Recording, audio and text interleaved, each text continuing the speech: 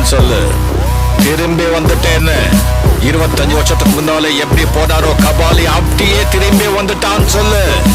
கபாலிடா.